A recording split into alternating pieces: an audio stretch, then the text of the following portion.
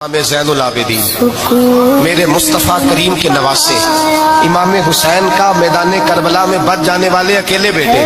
और इमाम ज़ैनुल आबिदीन फरमाते हैं, मैं अगर एक महीना उम्रा करने ना जाऊं तो हजर अस्वद मेरी ख्वाब में आता है और मुझे आगे कहता है, हुजूर मेरी आंखें तरस गई हैं, मुझे दीदार तो करा जाए, दीदार तो करा जाए। और हजर अस्वद जिधर जिधर जिधर जिधर इमाम साहब घुमा करते थे आपके हालात में लिखा, हजर अस्वद भी उधर उधर जाता था। तवाफ, इतनी बड़ी शख्सियत।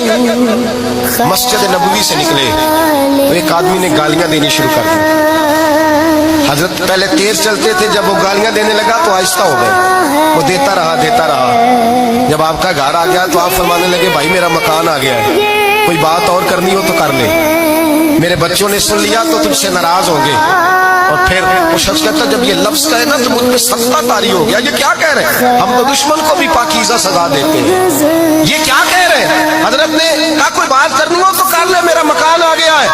वो कहता, मैं इस बात पे भी सख्ते में था।